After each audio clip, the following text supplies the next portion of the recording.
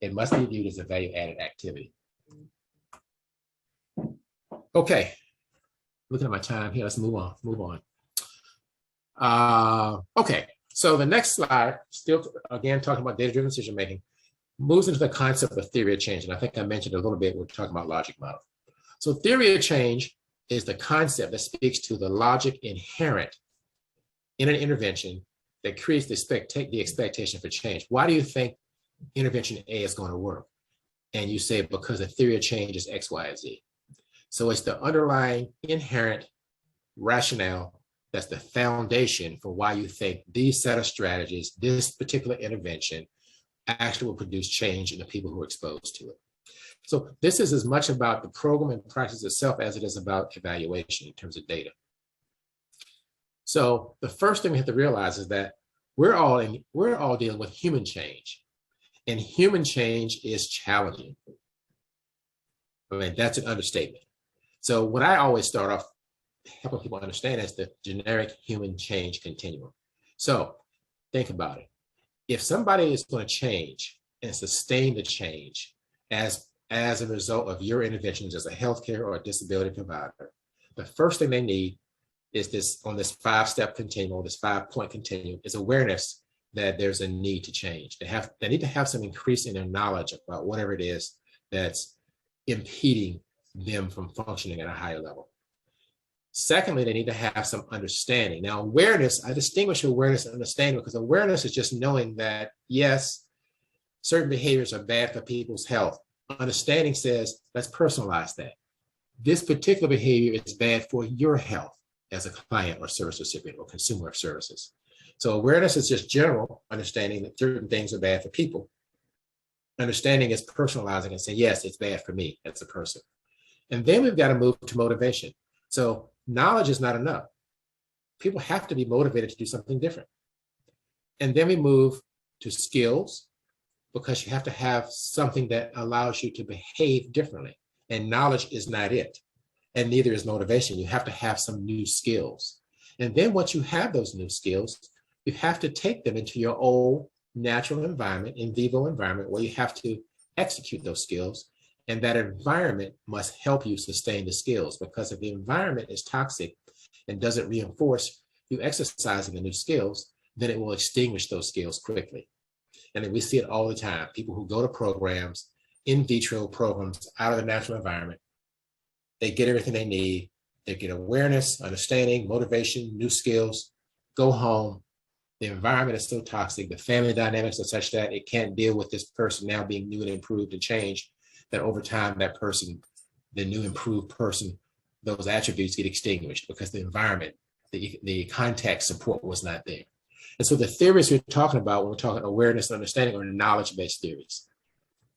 The theories we're talking about when we're talking motivation are action-based theories. Things like Prochaska's trans-theoretical model, which talks about stages of change in terms of people being ready to change. People are not always immediately ready for change. They have to go through pre-contemplation, then they contemplate, then they prepare, then they change, and then it has to be sustained over time through maintenance. So we know that people are not at the same point of being ready. And then we have motivational interviewing. Of course, we're all probably familiar with the work of Miller and Rowling around creating that dissonance and that ambivalence, so that people have, something about their function they like and something about their function they don't like, and that dissonance allows them to really hopefully be motivated to do something different to remove the dissonance. And then we have behavioral theories, which we're all pretty familiar with, all the work of Skinner and those folks, the behavioral traditional behavior theorists. And then we talk about, for context, we're talking about ecological adaptation. We're talking about going into the in vivo environment and making sure from a family systems perspective, because when you bring the family systems perspective, it says that any change in any component in the system shifts the entire system. The dynamics are totally different. So a family systems person can go into a home environment with this new person and say, okay, let's figure out how we can make sure that the roles that are in this situation, the relationships in this situation, they can help not extinguish, we can make sure they don't extinguish this behavior over time. And that implies you have the ability to go into that natural environment within your service delivery purview. And not all services do that. So I'll give you a quick example that sort of illustrates this whole model of change. So let's just, I like to eat. I try to eat healthy as much as possible, but I do eat poorly at times. And I do stop at fast food restaurants sometimes and eat the bad stuff. And so if you're trying to get me to do better in terms of my eating habits, let's just say I'm a chronic fast food eater. The first thing you have to do in terms of changing me to not eat that way anymore is to get me to have basic awareness that eating fast food is not good for people. Fast food is not good for people's health, and give me the various reasons that would be. And I'll listen to you and I'll understand that from an awareness perspective. So, but then you've got to tie it to me specifically. You got to say, okay, Alan, yes, you know that eating fast food is not good for people, but you're a person and you eat fast food, so it's not good for you. And you have to say, okay, Alan, let's look at some objective indicators. What is your cholesterol? What is your blood pressure? What is your A1C? What is your body mass index? Look at all those things and say, okay, maybe there's evidence that eating fast food is not good for me. So then I begin hopefully to have some personal connection to the awareness about the fact that fast food is bad for people in general. So now you say, okay, Alan, now that you have that personal understanding about this, let's motivate you to take some action.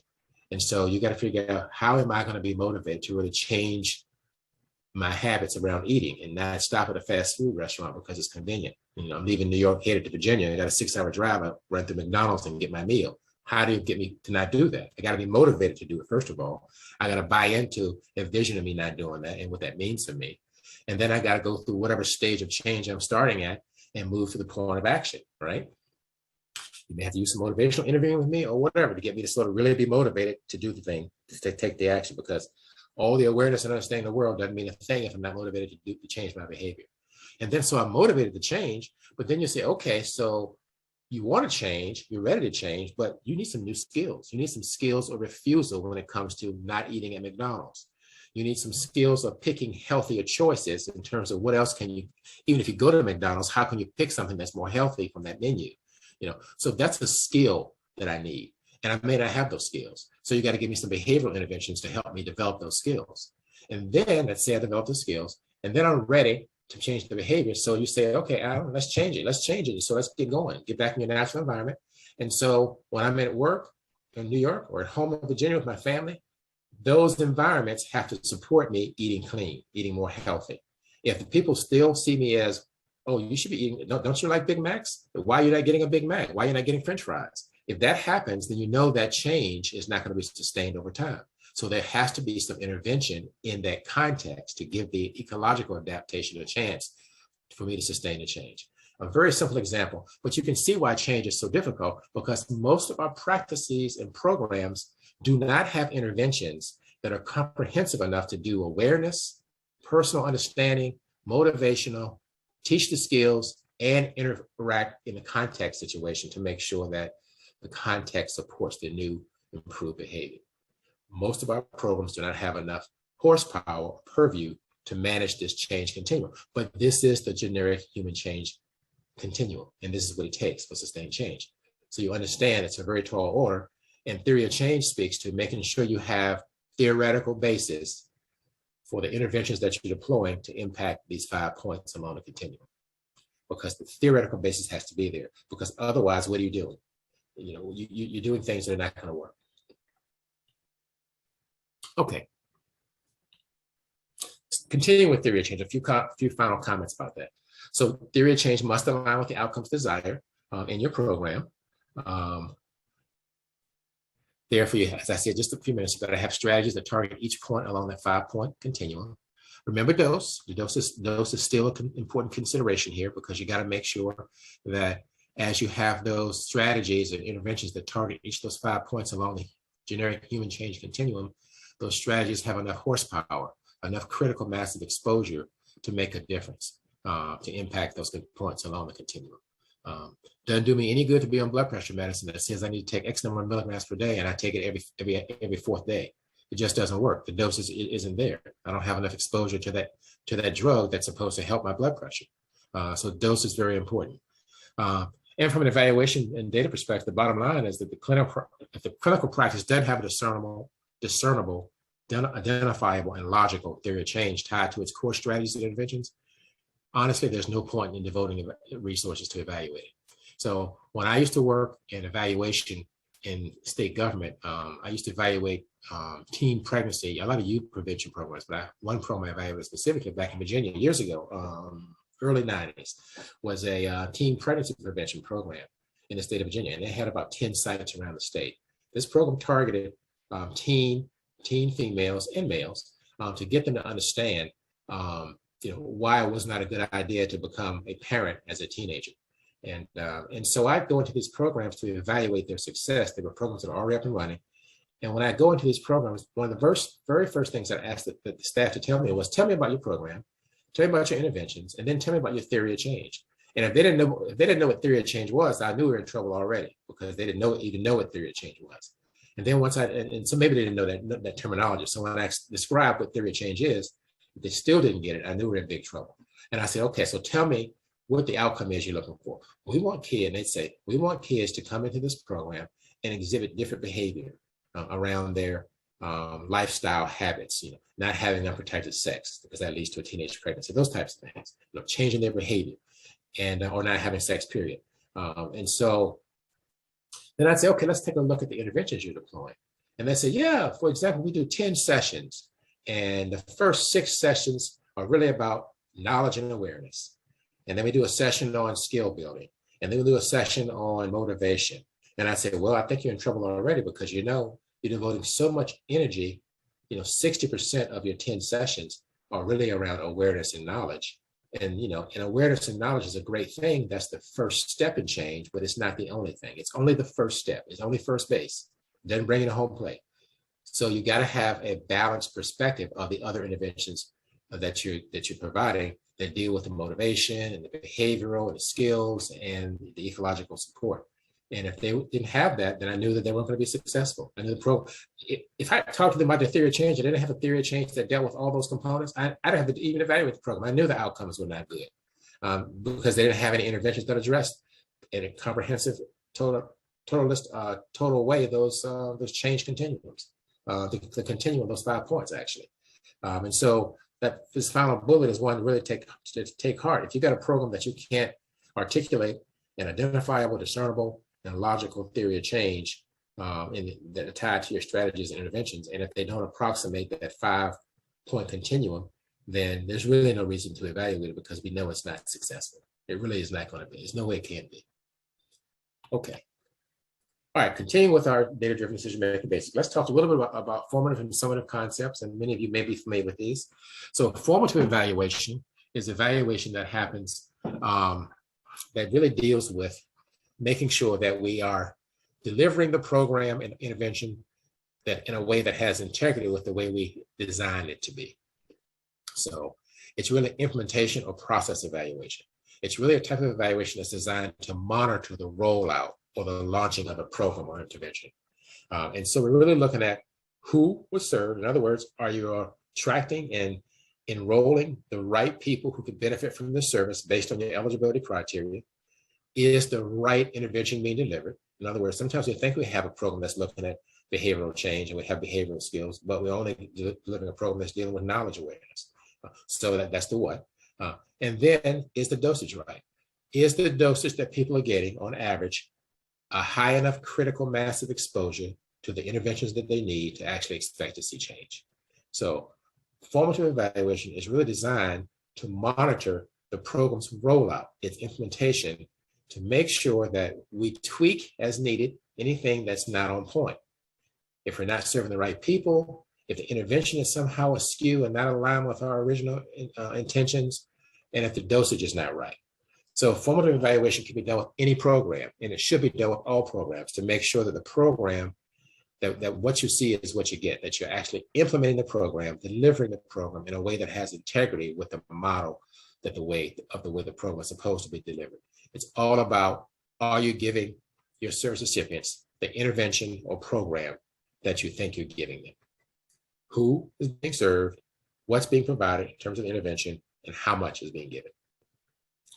Its sole purpose is for you to make adjustments in the implementation so that it can really come closer to what it needs to be in terms of being having that integrity with its design. By contrast, summative evaluation is outcome or impact evaluation. It focuses on trying to see to what extent the persons who are exposed to your program, who receive the interventions or strategies, actually exhibit some positive benefit or some outcomes as a result of having been exposed to the intervention that your practice or program provided to them. And so it's all about merit. In other words, does your program have merit? Does it produce the outcomes you think it should produce? And then there's a concept called worth, which is whether or not the program actually produces the outcomes at a cost that's sustainable. In other words, the ratio of outcomes to inputs, expenses, and resources that are deployed to produce the outcome has to be sustainable over time. As I said early on in our conversation today, if we could literally devote $1 million per client or service recipient, we'd have some heck of a great outcomes, no question about it. But what service or program or intervention do you know that can devote $1 million per service recipient? None. Our system is just not designed that way with that kind of wealth and affluence. So the key is to produce the best outcome with the leanest investment of resources, the lowest cost. So summative evaluation looks at what's the impact first and foremost. Is it a positive impact? And then it says, okay, that's merit. And then it says, okay, does it have worth? In other words, is the impact one that we can manage from a cost efficiency perspective? So the goal of summative evaluation or impact or outcome evaluation is to look at a program after we've delivered it, and the program at this point has some maturity. We want to know if this program is worth recycling. Are there aspects that we can tweak or overhaul and make it better? Is it already functioning optimally and producing the great outcomes that we expect? Or is it not even coming close? In which case, you may want to say, let's scrap the program. It's not salvageable at this point. So summative outcome or impact evaluation really looks at making those decisions about recycling the program in whatever form it needs to be recycled. Maybe with tweaks or major overhaul or minor overhaul or not at all. Or maybe it's doing just fine. So those are the kinds of options you have at that point. Now, cost benefit or benefit cost ratio evaluation is fairly sophisticated. And many programs that are doing a lot of data-driven decision-making and a lot of summative evaluation still have not reached a point of having the sophistication and the tools to do good benefit to cost ratio evaluation because it requires a lot of data. You have to be able to fully capture how much it costs to produce an outcome and what the value of that outcome is. And those are very abstract kinds of concepts sometimes, and we don't always have data systems that allow us to fully approximate all the costs that go into producing a positive outcome for a service program or practice. There is a tool that I use on occasion called DEA, Data Envelope Analysis. That's a tool that many operations researchers use, and it uses a linear optimization process. And what it does is it allows you to put in many different inputs or expenses and many different outputs or outcomes to come up with a ratio. It's all based on one. One is a perfect ratio.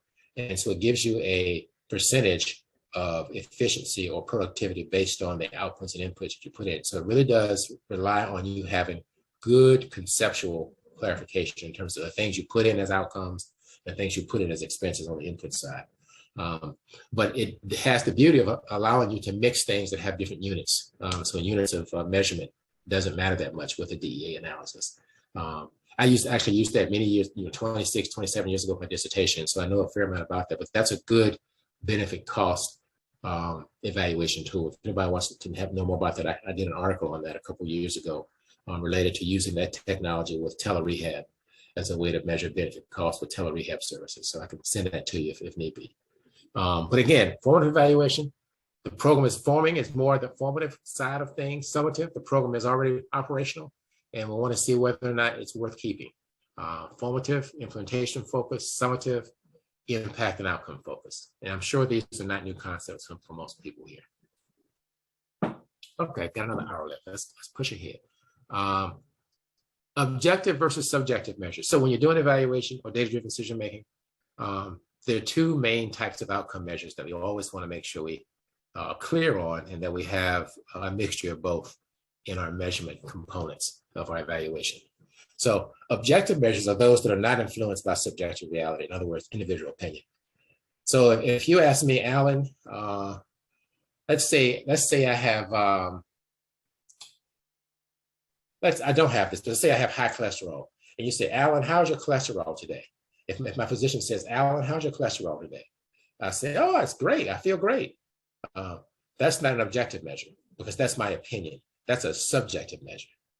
But if the physician really wants to know in an objective manner what my cholesterol is, they got to draw some blood and look at my HDL and LDL ratios and all the other stuff and see what my cholesterol actually is. So the objective measure is a measure of an outcome, a healthcare outcome, a disability outcome that's not influenced by the person's opinion about how they're doing. And we need to have objective measures because those are the measures that really are, in some sense, the most important outcome measures to look at. But we also have to have those subjective measures because they're anchored in individual perception. And whenever you're working with people, as we all are, as our customers, then you have to know what customers think about how well you're doing as a healthcare or disability provider. There's no way you can rely just on objective outcomes because you're dealing with customers. And we have to know what they feel about what you're doing. How satisfied are they with the healthcare delivery or disability service encounter and the outcomes? And so we need both a mixture of objective indicators or measures, those things that are not influenced by a person's perception or opinion, and we need subjective measures, which really are the person's subjective perspective or opinion. Satisfaction is the sort of the ultimate subjective measure that we use and should be using in all healthcare and disability services. Now, satisfaction, you have to collect it, and there are many tools out there. Some that are very short, and some that are longer. And it's good to use the tools that allow the service recipient to be able to give their satisfaction fairly quickly. The client satisfaction questionnaire is one I used to use years ago. That comes in a 3-question, 5-question, 7-question, 12-question, all the way up, depending on how much time you have. But the idea is, as you get satisfaction data, you have to interpret it very cautiously, because satisfaction data, as you might expect, can be fickle because people are giving their opinions, and people's opinions are fickle. There are some people that you can come in and just be courteous with them and not do anything beyond just being courteous as a provider, and they'll think you walk on water. They'll be totally satisfied with you as a healthcare provider, even if you're not producing that one objective outcome that shows improvement of their health status. There's some people that you can cure their cancer, you can cure their stage 4 cancer, and they're still not satisfied with you because they're just not going to be satisfied because that's just their personality type. So when you're looking at subjective indicators, particularly satisfaction, you have to realize that people come into the healthcare encounter with certain mindsets, and you have to sort of cautiously interpret what you get in terms of satisfaction data. But you have to collect it because they're your customers, and you have to know what they think. You need both because you got to know whether it's effective from an objective perspective and whether the clients, the customers themselves, feel like they have some level of satisfaction. The outcomes have to include both objective and subjective measures. Got to do both.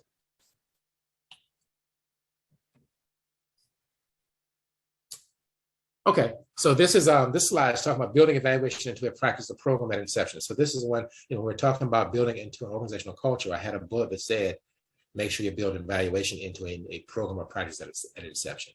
So this slide really talks about a model, the SIP model at the bottom that we'll talk about in a second, to ensure that you use a data-driven approach as you're developing a new practice or program. And so it makes intuitive sense to do this at the start. Many programs don't do it or haven't done it. Programs already operational, and now we're going back to a program that's been running for 5 years or 10 years, and now we're going to attach evaluation. So the train has left the station, and we're essentially running down the track to attach that evaluation to it. We can do it, but it's a Herculean task, and it can be done, but it takes a lot of effort.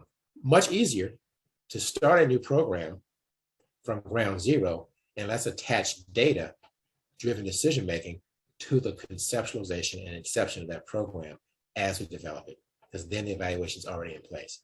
The data-driven components are already in place. And data can, in fact, inform the development process for a new practice or program. I use something called Stufflebeam's decision-oriented evaluation, also known as the SIP model. And SIP is an acronym that stands for context, input, process, and product evaluation. So the SIP model has been around for a long time. I think Stufflebeam's first citation on that was in the mid-60s, and it's been republished in 2000 and 2003. So it's an evaluation model. It's a decision-oriented evaluation model that has withstood the test of time, so to speak. because it's been around for such a long period of time. And let's look at the model itself. So the Stufflebeam decision-oriented SIP model has, like the logic model, has 4 components. The first component is the context phase. And context is a type of evaluation that you do for a new program or practice when you're developing it. And what you're doing is you're talking about making decisions about need.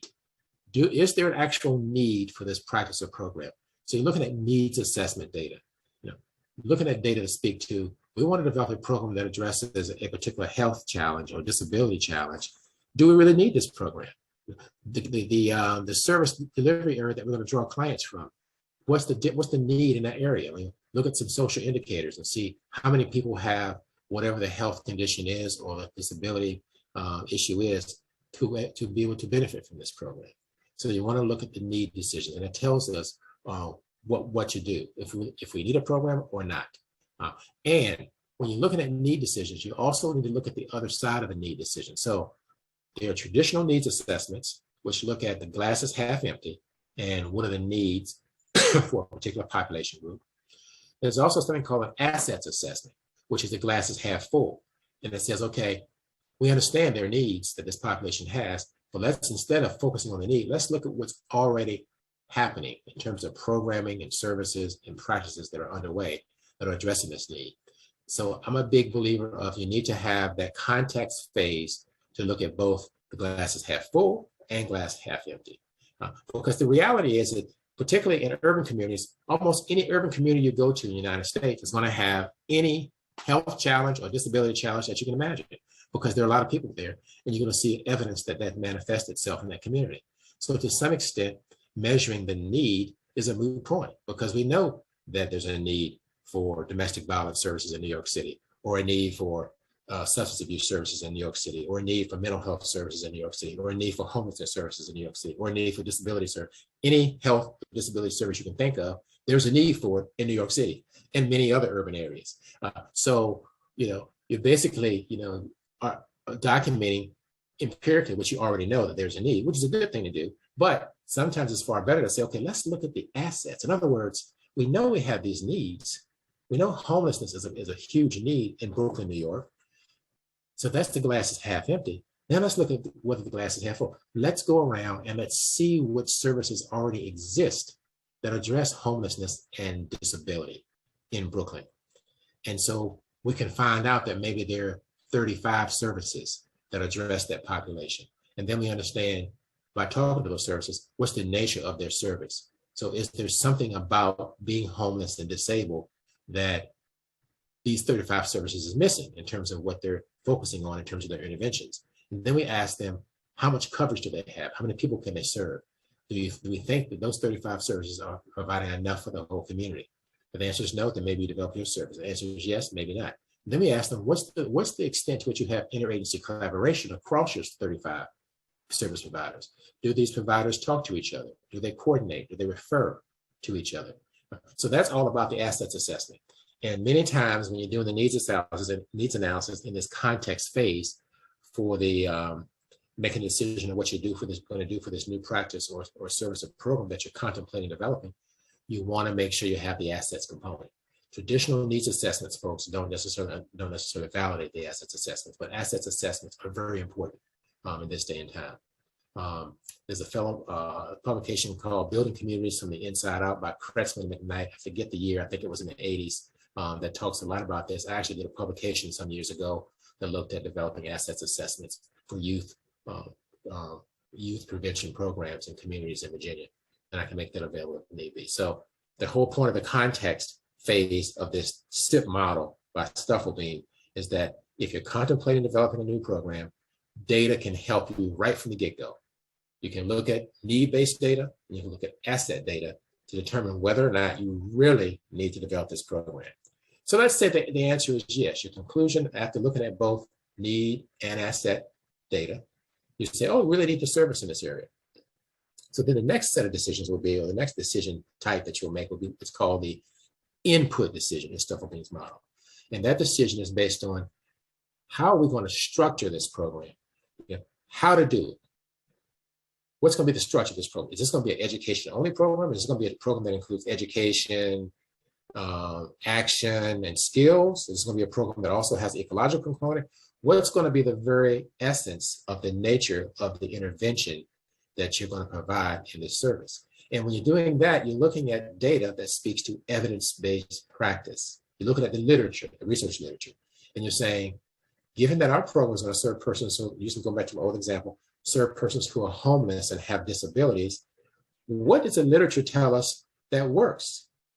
What's the evidence say that's efficacious in working with this population?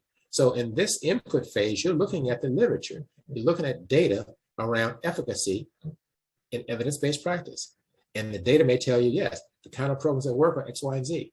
So therefore, as you begin to make your decision about how you're going to structure your intervention, your practice, or your program to address this population of persons who are homeless and have disabilities, then you can refer to the evidence-based practice or the existing literature to inform that decision about how you set your program up. So you see how the data is informing that as you go forward. So you're developing this program. And then you say, okay, we got a program that we've developed a certain way based on evidence-based practice, and all our research tells us this is the way to do it. And we're going to launch the program. So you go ahead and launch the program. And as you launch that program, you move into, okay, formative mindset. You say, what is the process question that we need to address? So the third phase of the SIP model for Stufflebeam's decision-oriented evaluation is process monitoring. Is it, the question you're answering is it working? In other words, is the program being delivered in a way that has integrity with the way we thought we wanted to deliver this program? Remember what I said about formative evaluation? All those questions now come into play. Who are the right people being identified and enrolled in the program? Are we providing the service? Is the program that we're providing exactly the program we said we do in terms of the types of interventions and strategies that we're deploying? And are we deploying those interventions and strategies in a high enough dosage to expect to see a change in terms of outcomes? So at this third step, the process component, we're really doing process evaluation, just like we talked about informative evaluation early on. Monitoring, answering the question, is it working? So the program is now actually operational. And then the final phase for the Stufflebeam's decision-oriented SIP model is product evaluation. Product evaluation, and that's impact, outcome, summative evaluation. You're asking the question, now that we have data on this program in terms of outcomes, is it working? Does it work? And you're going to make that recycling decision. Are there pieces to this program that need to be modified, overhauled, tweaked, discarded? And is the program going to continue, or we're going to stop the program because we find out that it's not really doing well at all? So with this model, the SIP model from Stufflebeam, it takes you from the context decisions, which are the needs that your program needs to address. And I suggest not only looking at needs, but looking at assets, what's already out there and available in terms of services. It's going to help you with the input phase of referring to the literature to see what works for this population that you're building this program for, persons who are homeless and have disabilities. And then you're going to launch the program, and then you're going to do formative evaluation through the process phase and impact summative evaluation through the product evaluation phase. And so you can see how this Stufflebeam model ties in nicely with both the formative and summative aspects of evaluation. It's very easy to use. I like it because it's simple. It's only 4 phases. It's not, it gives you a guideline, but it's not overly prescriptive, and it makes intuitive sense to me, at least. So this is the one model I suggest. You can also use the logic model, but the downside of the logic model, which we already talked about, is that the logic model, the first phase of the logic model is those inputs, those raw materials, the basic resources you start with. It doesn't do a good job, the logic model doesn't, of addressing the need for the program. Whereas this model, the decision-oriented model by Stufflebeam, the SIP model, has that context component, which really allows you to look at both needs and assets on the front end. And so that the logic model will be a more of a disadvantaged approach in terms of attaching evaluation to a brand new program. Now, once your program's up and operational, once you've gone through a phase with the SIP model, you've done the context input, programs online and running, you've done the process and product evaluation, then you can say, okay, we can switch over now and start looking at it from a logic model perspective. And then, because we know the program is going to continue and we're going to make it better over time through continuous quality improvement, now let's use a logic model perspective to help us sustain the evaluation over time. So I can see how you could that way you can complement both the SIP model and the logic model. SIP model being the model used initially to develop the program, practice, or service, attaching data to the developmental process. And then once your program is up and running or your practice is up and running, fully launched, going through a complete cycle of providing services, and you have a set of outcome data, then you can say, let's develop a logic model that fits this program or practice or service, and then use that from that point forward as your as your tool to clarify and understand how your program or service or practice works, and then as a tool for understanding the evaluative components. Or you can stay with the SIP model. But either way, but you can see how those two could be complemented, but the logic model won't be as good on the context component. Okay, let's see. How we doing here? We're doing good on time, it looks like. I'm keeping I got another computer I'm running parallel with this one just because of my computer here at home is older, and sometimes if Murphy wakes up and says I'm gonna mess with Alan, then I may have to go to my laptop. But so far so good. Knock on wood. Okay, and my dog's still asleep. She was snoring. Hopefully you didn't hear. Okay, I think we're getting down to the wire here. Let's see, we got a couple more. Okay, yeah. So the point of data-driven decision-making or evaluation is, as we said, it's a systematic and intentional process to have data to base these decisions on. So the bottom line reason we're doing all this is to have the data to make decisions. So how do you do that? You go through all this developmental stuff, you attach all this evaluation stuff to all these programs and practices, and then at some point you have data that speaks to how effective the program or practice is or is not. So at that point, you need to have a process that allows you to take those data and close the loop and figure out how they inform changes in your program. And that's what this slide is all about. The point of data-driven decision-making is to improve the practice or program that you applied it to. So I have a 5-step process. It's in the book chapter that I referred to earlier in more detail than this. But the first step in the process is assessment. So you're going to make sense of the data results in the context of the expected program outcomes. So in other words, you have outcome data or impact data. And so what you're doing is, okay, are these outcomes that we're seeing in this round of evaluation the things we expected to see based on the specific practice or program that these data come from?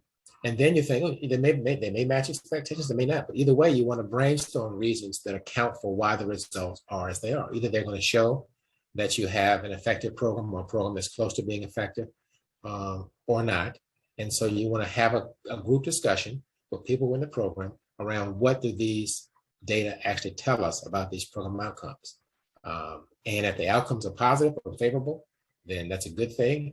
And you want to think, okay, what does this really mean going forward? Do we have any changes to make in our program? Or do we stay with our game plan and just hold steady until we get more outcome data later on? Or we're not seeing the outcomes we want and expect, they're not as favorable as you want them to be, so we need to make some changes. So then the second step is formulate recommendations. In other words, decide what the data mean in the appropriate context. So what does this really mean in the context of this program? In other words, are we going to make modifications? Are we going to engage in continuous quality improvement? And the answer is always yes. You're always engaging in continuous quality improvement, but you're using the data in this case to drive that process. Step 3, develop an action plan. So develop a formal plan for how the program will be adjusted based on the evaluation results. So if the evaluation results are not favorable or not what you want to see, then you're going to have a plan that says, okay, we're going to make these 10 adjustments or these 5 adjustments in our program. So then you're going to have to implement those program modifications and test them on a trial basis. And then based on testing them on a trial basis, you may want to refine what you're doing and then document the final procedures.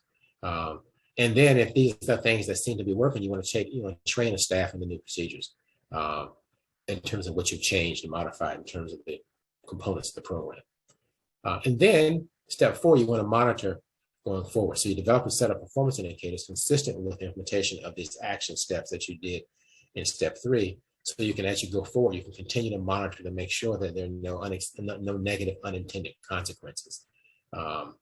And continue to make programmatic adjustments as you need to ensure no adverse effects of these adjustments. And then step 5, you're still making adjustments as needed, and then you're monitoring the activity and retraining staff as needed. So it's a process of going over and over whatever those changes are and implementing them and monitoring the success of the changes. And if they have implications for how you do business differently, you may have to change staff and different procedures and protocols, and then monitor that component to make sure that there are no deleterious or adverse effects going forward. So it's a fairly intuitive process of having the results, figuring out what they mean, phoning in some recommendations about what we can do differently, moving forward with the plan about how we do those things differently, and monitoring every step of the way to ensure that the changes you make are documented and monitored so you know exactly what was tweaked and what wasn't, and what change helped or didn't help improve the program. So in some ways, these steps make it, make it a little bit longer than it needs to be. Bottom line is, are the results what you expect to see? If they're not, what recommendations can you bring to the table to make them better? And those recommendations are things you can do different in the program, typically, or practice. So as you're changing that program or practice, making those adjustments, you want to document that and make sure that those changes are going in the right direction toward improving the outcomes and not creating new, more significant adverse effects. And if they require training among staff and change in protocols and procedures, you got to document that and monitor those changes as well going forward. So it's not quite as complicated as these 5 steps indicate, but it's really just about understanding, making recommendations, tweaking, monitoring all tweaks, training as needed, and keeping up with that monitoring process going forward so that you can continue to get better. The bottom line, evaluation tends to be something that people don't necessarily embrace early on because they feel like it's an audit or it's a got-you process. But if you do it yourself internally, then you are doing the self-improvement. It's a continuous quality improvement process that you're initiating, and therefore it should not promote or provoke fear and anxiety among the people who are in your organization. Because you have to do it, because you got to make sure you know what works and what doesn't work, because you can't waste those resources. Because we're all working in a pressurized environment where we're asked to do more with the same or fewer resources. So you have to do it, no question about it. Okay, I think this may be the last slide. Yeah, other than questions. So the argument to support data-driven decision-making is that we're all asked, I just said this, all asked to do more within the same or fewer resources. That equates to pressure or stress on all of us as providers. That pressure means we cannot afford to do things that are not effective. Hence, we have to know what works and what doesn't work.